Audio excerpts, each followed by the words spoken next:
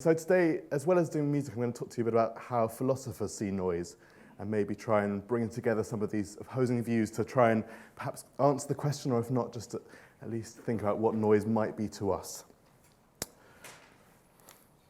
When we think of noise, we probably think of some of the colloquial definitions of noise. So, for example, being an unwanted sound. That's a particularly obvious one. And the idea of it being unpleasant is also an obvious thing, so the idea of a pollutant. And we see this with, for example, councils using the idea of noise as a specific rule, trying to implement decibel limits, and maybe even police using loud noises to evacuate buildings or to maybe dissipate hostage situations. There's also a slightly darker version of noise, which is the use of it as a psychological tool of warfare. And so in Guantanamo Bay, it was famously reported that the inmates were subjected to children's songs, particularly Barney the Dinosaur, being played on loop to wear down their senses. The idea of noise as being not only unwanted, but sometimes quite damaging.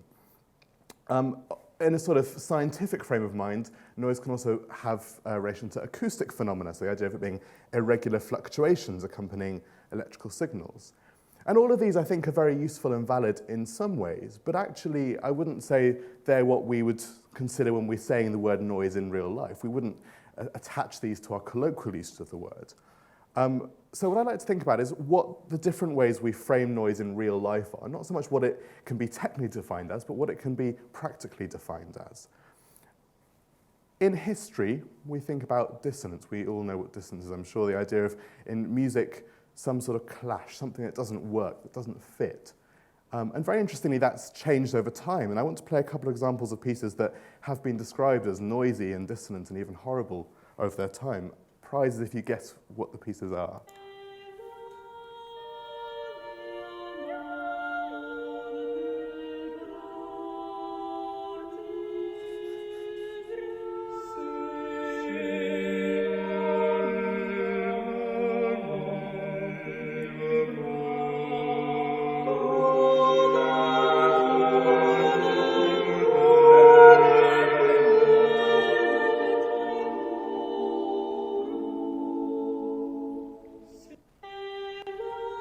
Interesting, rather than repeating it. That's an example of a madrigal by Carlo Gesualdo, who was a 16th century composer and also various other things. He was sort of self-made man of letters. To most of us, I assume, that sounds very beautiful. I think it sounds absolutely lovely. When it first was written, it was thought of as the devil's work, and that was actually a quote, the most noisy music in existence. This is partly because Gesualdo was a very forward-thinking composer and used lots of intervals and harmonic movements that were very unheard of at the time, but now to our modern ears, I think, sound quite emancipated, sound quite pretty. I think even further back, the interval of the fourth was one of the most dissonant things you could have had in medieval music. So there's this idea that gradually dissonance changes. What's allowed and what isn't allowed has been altered. Next example.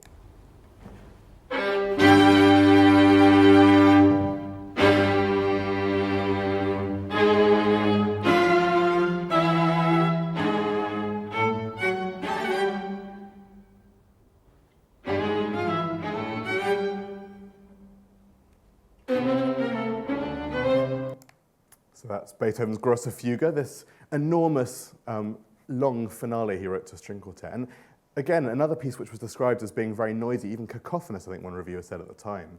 A piece which now, again, doesn't sound particularly harsh to our ears, but because of the bizarre dissonance in the music, but also because of the strange fragmentation, the way the music was written, it was thought of as being quite a horrible piece of music.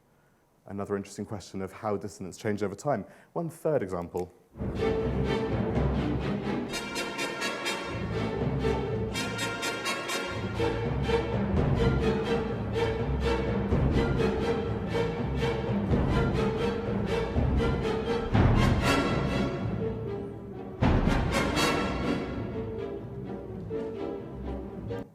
Stop it there for time reasons. So that's the ending of The Rite of Spring by Igor Stravinsky, a piece which is now more than 100 years old and I think still has a quality of noise, if not dissonance. But it's another example of something that was so horrific at the time that culturally people thought this music was so dissonant they couldn't get on with it. And so there famously riots at the premiere of this piece. And again, now we have heard lots worse in the last 100 years, naming no names. So thinking about all these examples, none of them I don't think we would describe as noise in the sense of these technical versions of the definition. We wouldn't say that they were particularly unpleasant. Maybe we would for the last one. I would hope not. Certainly not a pollutant, certainly not a kind of especially loud, certainly not fluctuation. So what is this changing definition of noise versus these technical ones? A piece which maybe can help us understand this, and it's a bit of a famous one in this discussion, is John Cage's 4 minutes 33. I would like, I'm sure you all know what it is, but I'd like to play a little recording of a performance, just a little bit, to give you the flavour of this piece.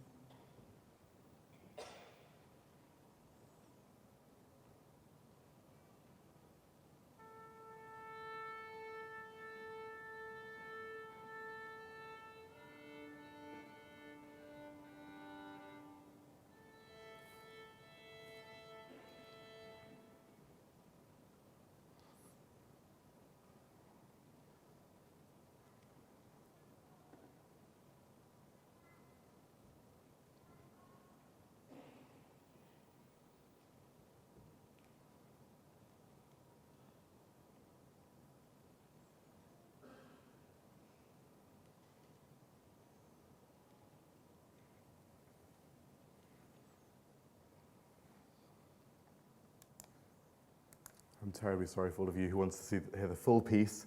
I hope that little taster was enough to get your juices flowing. That piece is a very interesting one. It's one of the first, I would say, real thought experiments in music. It really brings philosophy and music together and raises some interesting questions about what noise is and indeed what music is.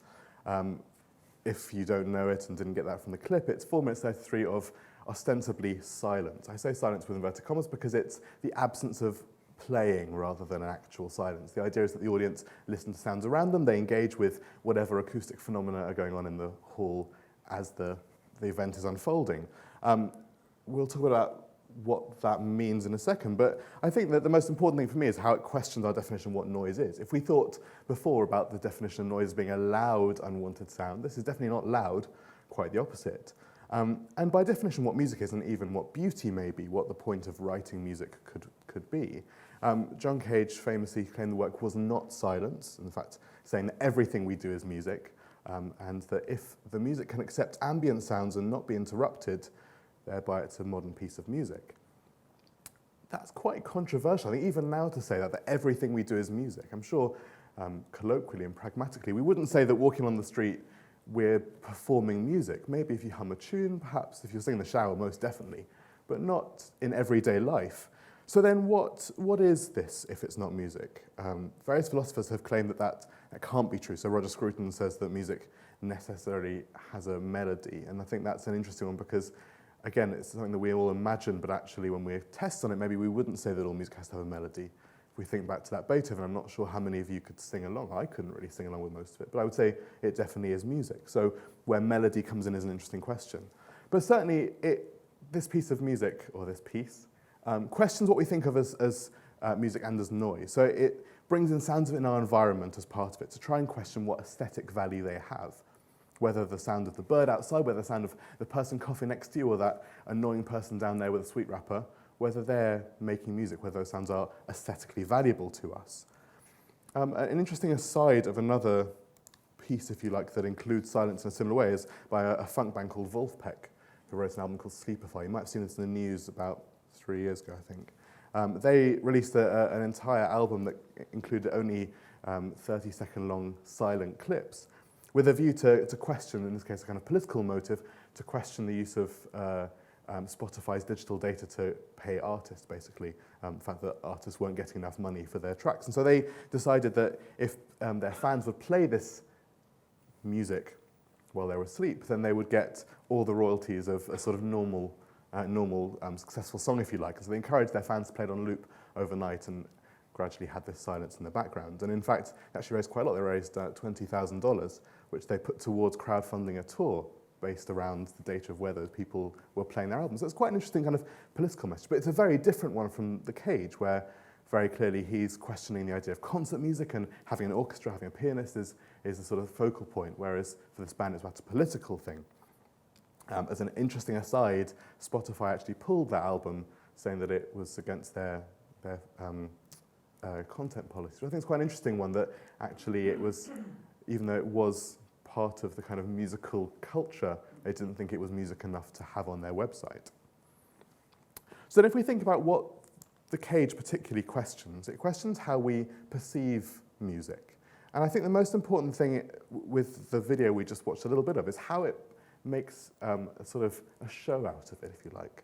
So if we talk about these idea of framing functions, Lydia Gurr comes up with a concept of a work concept, and that's basically the framework that a piece of music as a piece of art can give us. So for example, having music bound in a score and it published, having performers who are given their time towards performing it, and so on and so forth.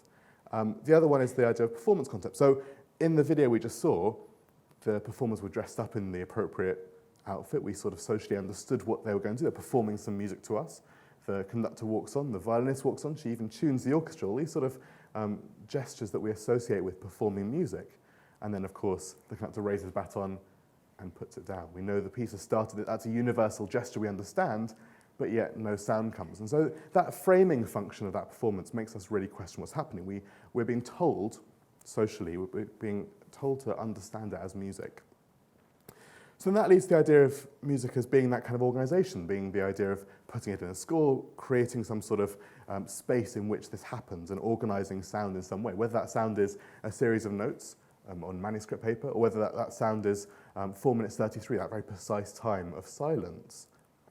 Another example of a piece which questions this sort of idea of the framing function in a similar way is by Hannah Rickards, who's a sonic artist. And her piece, Thunder, involves a recording of a thunderclap that's, I think, 8 seconds long. And she stretched it into 7 minutes before transcribing it for a small ensemble and then getting them to record that long, stretched-out thunderclap, and then squashing it back up again to make it sound like the original thunderclap. That's an interesting example of when the sound is exactly the same as something we would describe as noisy, but because of the process, because of the framing function, because of the work concept, it becomes art. Something's been happened to it that an artist has put their seal on it. They've undergone a process by which it has changed, even if you couldn't hear the difference.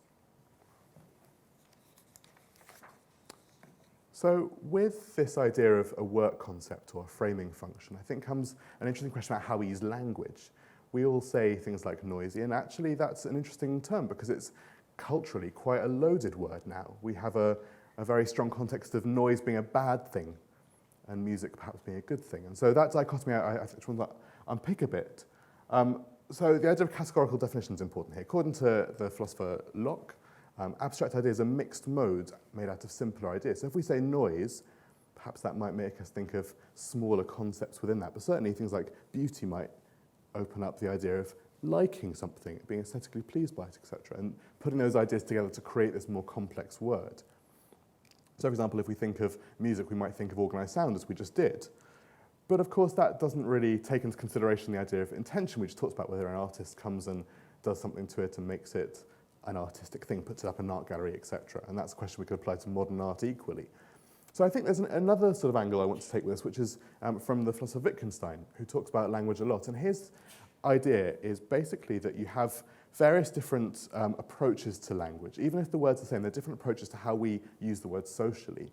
So he has this idea of a family resemblance. And a family resemblance is basically where there are shared features or traits between two objects or two words, but they're not ostensibly the same. So a simple example might be orange and grapefruit. We know that they're related. There's they share properties, but they're not identical.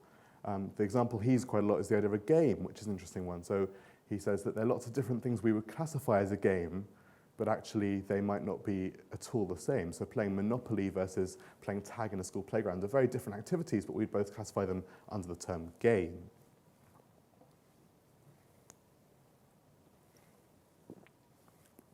I think this is really interesting when we apply this to music, because actually we do that with music, don't we? The word music is such a broad word, but we apply it to things we think are like other bits of music we've heard. If I play you something you've never heard before, you'd probably judge it based on a prototype of what you have heard before. So if you went to a concert and you heard a modern string quartet, you would probably think it might be a bit strange and you might not understand it, but you'd consider it as being music because it's part of a string quartet canon. Again, it's in that sort of concert hall space. I think an interesting thing about the Wittgenstein example is that Wittgenstein also talks about how the performance is engaged with this. And I think sarcasm is a good example of that. So whether you say something with one accent to another one could change its meaning dramatically, but the material's the same. So I don't know, if I say to you, well, if you say, if a friend asks you later, how was that lecture earlier on, and you say, yeah, good, or yeah, good, it makes a lot of difference, doesn't it? It's the same material, but it's being said in a different way, so we understand it differently. And that's the case with music, that we say music because we are attributing a sort of family resemblance to it, but actually the same material performed in a way we don't think of as music, we wouldn't then say as music. So if it is that simple, if it is completely subjective and we say things are music depending on how we feel about them, then why ever would we want to use the word noise? How is noise a useful idea? And why do you want to position yourself as noise? The philosopher Jacques Attali says, "It is sounds and their arrangements that fashion societies. With noise is born disorder and its opposite, the world. With music is born power and its opposite, subversion. When it becomes music, noise is the source of power, purpose and power. It is at the heart of the progressive rationalization of aesthetics. It is a refuge for residual irrationality." So that's an interesting quote. I think this is sort of the nub of the idea of noise, is that noise is attached with disorder, and that is the thing that we associate with being bad, what we talked about before. But in the sense of noise being disorder, that comes with it a great responsibility. So, for example, the Nazis censoring music they thought was noisy. They didn't actually think the music was noisy. They thought that the idea of the music was noisy because it's written by people they didn't like. And so that raises a whole question of how the word noise can be used as a cultural signifier, not just as a kind of practical one. A couple of examples to sort of demonstrate this point. One is in the genre of musique concrète. So that's a French, I'm sure a lot of people know that. It's a French school of music using found sound, using recordings from the real world to try and explore real world sounds. And it stems out of futurist art whose manifesto is all about questioning the reality that we're in and questioning how we engage with that reality.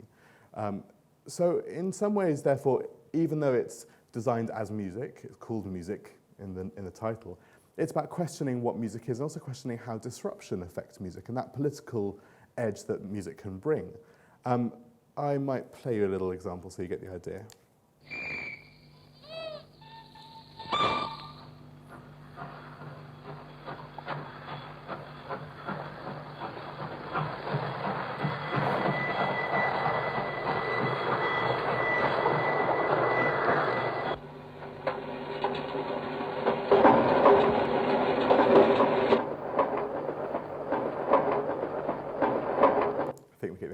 So that's a piece of music by Pierre Schaeffer, which is entirely made out of train sounds of trains. And I think that's an interesting example where you think about what the context of that music is, because it's not just the sound of a train for us now where we hear these things all the time. This is the sound of a train just after industrialization. It's at a time where the world is expanding greatly and technology is forming quite an important part of society. And so by placing these sounds, these quite kind of horrific sounds almost, quite brutalist sounds, in the context of, let's say, a concert hall, you're making people have to question about the aesthetic quality of this new world. And for me, that's very interesting because, again, it raised that question of where the political version of noise comes in. If you imagine a concert hall in the, let's say, 1920s, filled with bourgeois people who probably run factories or in charge of mechanizations, and you're playing the sounds of the machinery that's being used in their factories, etc., you're making them have to question it in a way that perhaps they wouldn't otherwise, they wouldn't in their day-to-day life. It's making it quite a visceral thing. By then aestheticizing it, by putting it in a concert hall situation as well, you're questioning what the value of that is as an artistic thing versus a functional thing. And so perhaps maybe has a political dimension there, making them have to think about the kind of the dirty, the coal face at which their factories are working. So this then raises questions for me. What then might inherent noise be? If we said that noise is mostly either political or subjective, what could inherent noise be and what might it sound like? And might it change over time? So is it always the case that we define noise by ourselves, or actually could noise be something that's absolute? And here I want to bring in Kant. And Kant talks about many things, but his main idea is about the perception of experience. And so Kant says that we have perception of experience based on our own mental structure, and therefore there isn't any external power like God to limit our morality or to explain what we should do, but rather our own mind and our own structure helps us to understand that. And therefore, because it helps us to understand, it also limits how we understand. The categories we have in our mind are only finite, are only fixed in a certain way, so we can't understand things beyond those categories, which I think is an interesting question, perhaps not for this lecture. And therefore, judgments of taste, so aesthetic judgments, must be based on the way that our mind already works, on the way these categories function already. For him, therefore, art is inherently beautiful. A work of art is a beautiful thing, but it's up to us how we interpret it. If we understand it and if we think it's beautiful, if we think it's noisy, then it's our own judgment rather than an external one. So we're supposed to be receptive to the beauty rather than the beauty coming in and sort of forcing itself upon us. And that's an interesting thing in terms of the subjectivity, but also it raises another question about what is therefore beauty that we can't understand. And so there's another word which you might come across, which is the idea of sublime. And sublimity is a topic of great discussion, but roughly relates to things we can't understand but are affecting us. So things that have an emotional reaction. So if, for example, if you're in the 15th century, you don't understand what thunder is, for you, thunder might be quite an emotionally moving thing, be quite dramatic and quite exciting and quite scary. And all those things that you can't understand, that makes up the sublime, these different qualities. And so the sublime and the beautiful are quite related, and Kant roughly says that beauty are things that we understand, noise is something which can still be moving and can even be attractive, but we don't understand it. However, it's all subjective, it's all about us as a receiver. There's a nice picture of him. On the other side, we have Hegel. Hegel wants to draw away from subjectivity and bring us back to objective scientific studies of the world. And so for Hegel, there's a much more kind of obvious discussion of what is significant in terms of the content of it as a sort of abstract object. And so Hegel's not concerned with how art represents things, but rather how it captures the essence of something, whether art is really understanding the world around us or just sort of trying to dust over the edges of it. And so for Hegel, the way that art represents the world is the most important thing, and whether the idea of the world, if you like, is matched by the ideal of the art. Does that make sense? So the idea of the world and the ideal of the art, the way that the art brings in the world is in line with how we experience it, if you like. So for him, therefore, beauty can't be understood. We objectively experience it if those two things, the idea and the ideal, match up, but if it doesn't, then we can't. That it is very much an objective thing. So a few more examples of then how this might work in real-world situations. So can noise be beautiful with either Kant's subjectivity or Hegel's objectivity?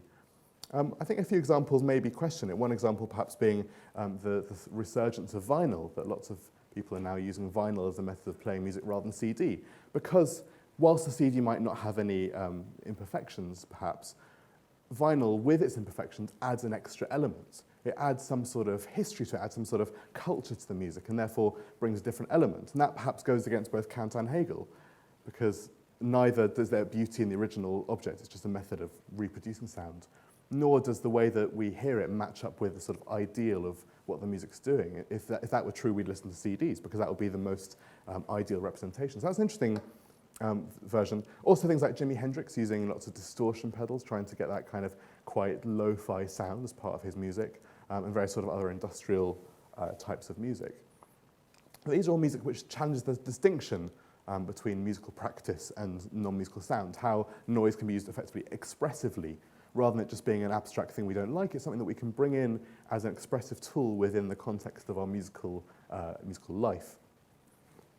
Another example is music. Now, it's going to be a bit controversial, I think, but music actually has an interesting foundation in the German Gebrauchsmusik, which is effectively music for use or utility music, and was invented by the composer Paul Hindemith, with the idea that actually music so often functions in either one of two ways. One as a kind of concert thing, as something we listen to, and the other is something that we have in the background. And actually, Hindemith argues they're both equally important. So if you have a concert, you're giving your attention to it, and that's important. But it doesn't mean that it'll change you any more than if you're having, let's say, background music for a film, or if you're going dancing and there's a certain type of music. They all whilst they're for use, affect us in a similar way. And so plenty of composers kind of question this. And one example is Brian Eno, who sort of picks up on the idea of music as possibly as an artistic endeavour in his version of ambient music. I'm going to play a little bit of Music for Airports to give you a flavour of this style.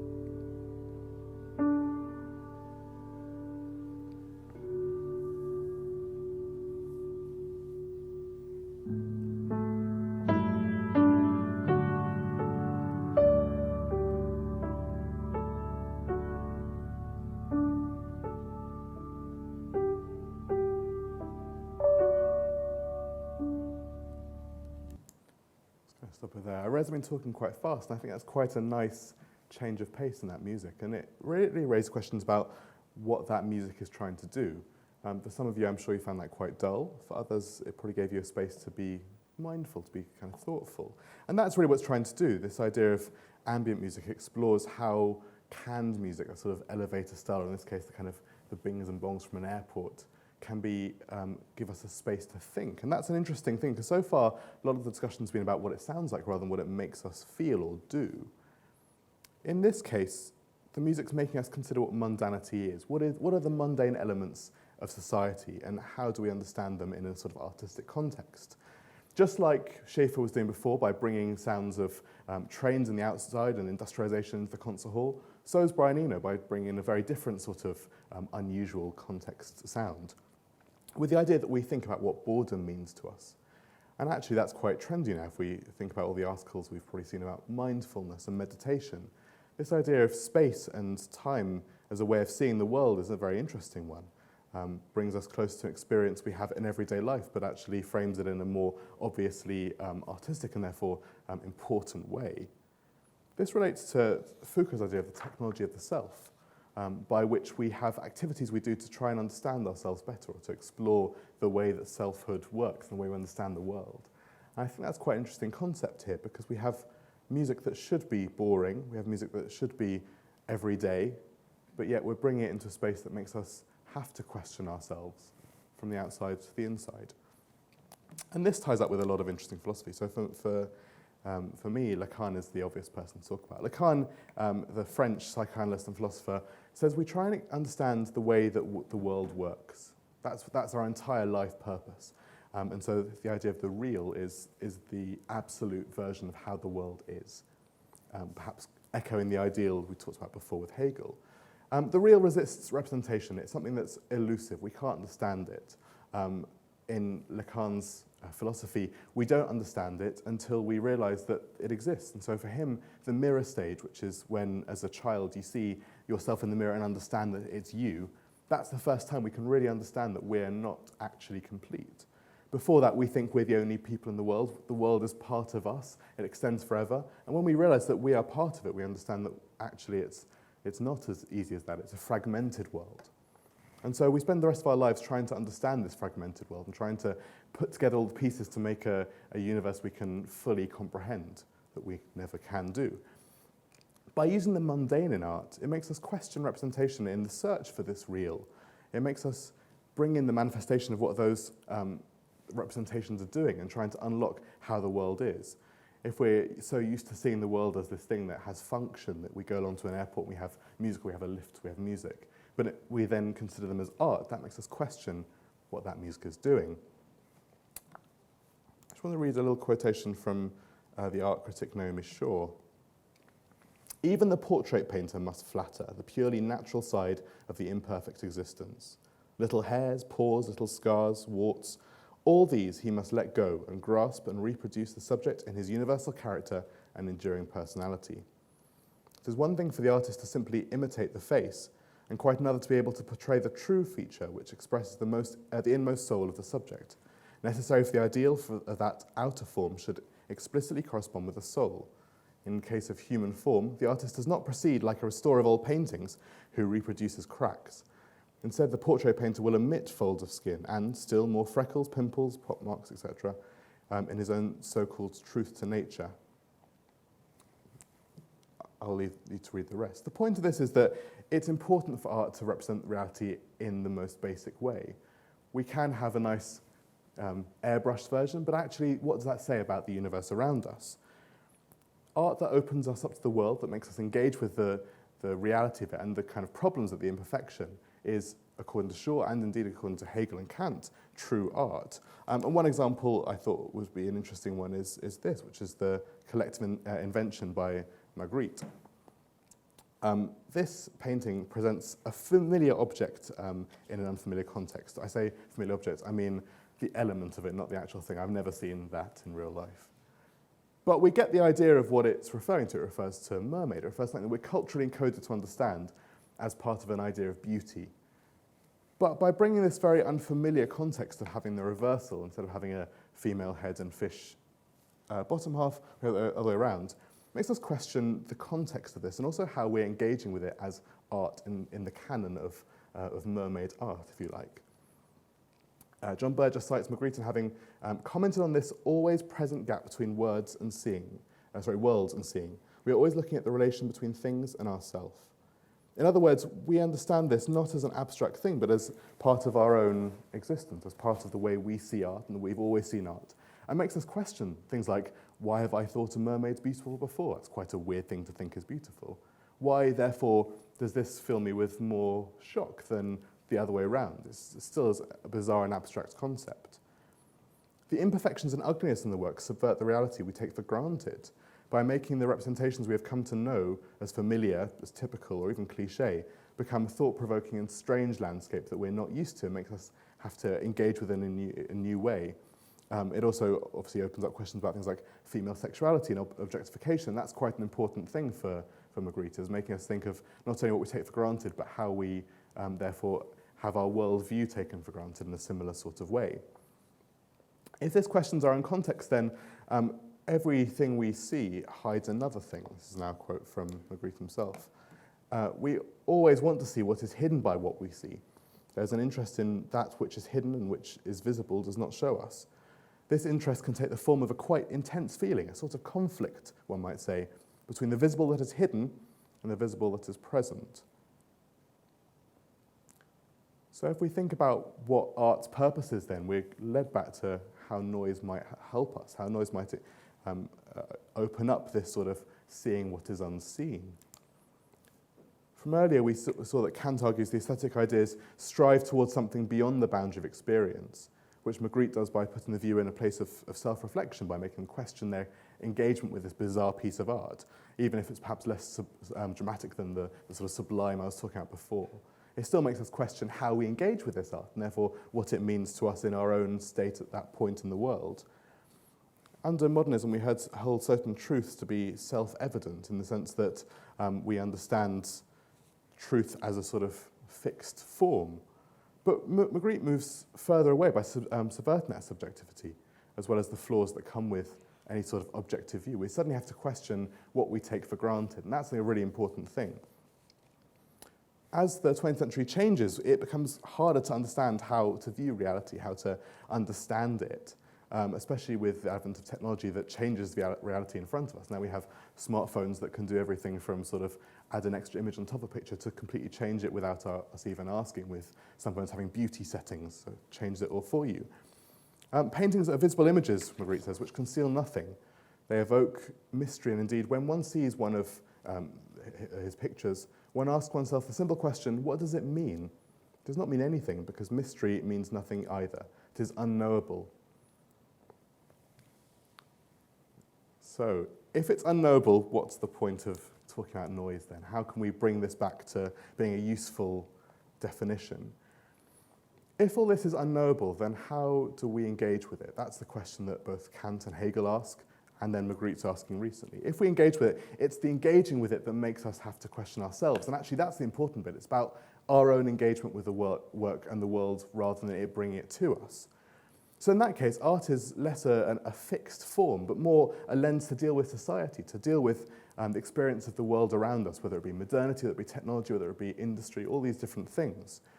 And it reflects and reveals things about the way we are in the world and the way we engage with that bit of the world. For the philosopher Lyotard, the postmodern condition is defined by the end of grand narratives, or meta-narratives. So if we think of the way we consider ourselves as part of history, for example, that kind of grand narrative of development, especially around technology. But actually, by making us have to question where we sit within that, that brings us into a new frame of mind, one which opens us up to the world in a new way, in a more interesting way. And what I want to kind of conclude by saying is that actually it's noise that can help with this. We start off by talking about noise as a negative thing. We said noise was a loud, unwanted sound. Then we saw that it perhaps subjectively has changed over time. But actually I want to say that it's not only changed, it's become a positive thing. In the 1920s, we saw it as being an interesting political tool. And then we saw it in Brian Eno being an interesting social tool, opening us up to what boredom and what mundane art might be. And I want to suggest that maybe it's a way to break these grand narratives. Maybe it's a way to break out of the traditions of being told what to think. We're culturally encoded towards noise. We know that certain sounds are possibly noise or not because we're told so. If you're a bird, you know exactly what your version of music is and what isn't. We think of birdsong broadly, but actually there's an idea of an acoustic niche. An acoustic niche is a physiological thing where every single animal that makes a noise has its own wavelength. It's a very interesting idea. So if you're a bird, you only speak with one particular band of frequencies, and you will only hear things like that as music. This is quite broad. But that's an interesting thing because then you're not only culturally but also genetically encoded to hear things as music or as communication, and everything else is noise to you, everything else is unwanted. We haven't really talked about it, but also ethnographically there are differences. So I'm going to give you a quick example.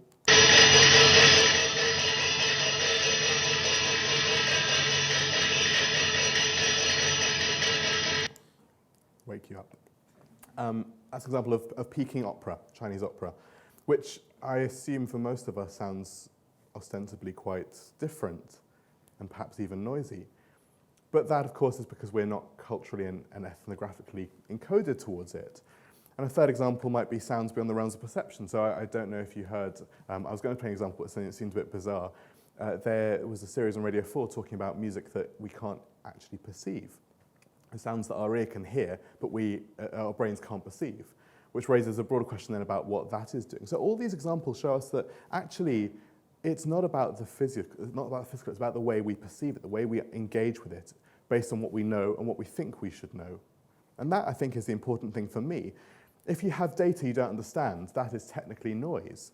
But then as soon as you understand it, it's not noise anymore. And it's the understanding process I think we've lost, or that we should engage with to break the tradition. When you're looking at the Magritte, you have to redefine how you're engaging with the art. You don't say, oh, it's another mermaid. You say, why am I thinking of these different elements as being a mermaid? And you question the way you look at it. I think noise can do the same thing with music. In data, obviously, if it's that sort of system where we have to understand it to know what it is. But then in the world around us, maybe that's a similar thing. We've heard the term post-truth now mentioned quite a lot by the esteemed President Trump. And I think that raises interesting questions for us then. If we're in a post-truth world, how do we understand what truth is? We have to redefine our understanding it, redefine the way we engage with it. And I think noise is another way that can happen. We have to redefine how we listen to music and how we engage with it, to bring our own version of understanding to it, to help us decode it in our own way. There's a lovely quote that human beings, just like art, are works in progress that mistakenly think they're finished. I think that's very apt, certainly for me. But it raises an interesting point about what then we're going towards. And if we don't know what we're going towards, how can we know what culture should be directing us towards? And actually, how do we know what art should be doing for us? Therefore, we have to reclaim it. We have to rethink about what art means for us. If great art is timeless, how can we understand it in a changing world? If nostalgia brings positive views of what history was like before, perhaps it also brings scary views of what history might hold. And we have to redefine how we think of these things, to actively engage with it, and to listen with open ears, to judge the music on our own taste, and to try and break out of what people have told us before. I want to leave with a quote from John Adams, the contemporary composer. He says, "Classical audiences are the most timid and risk-averse of any arts audience." I think that's an interesting point. Why is that genre the most risk-averse? Perhaps it's time for us all to reclaim how we engage with the world and what we find noisy and what we find beautiful. Thank you very much.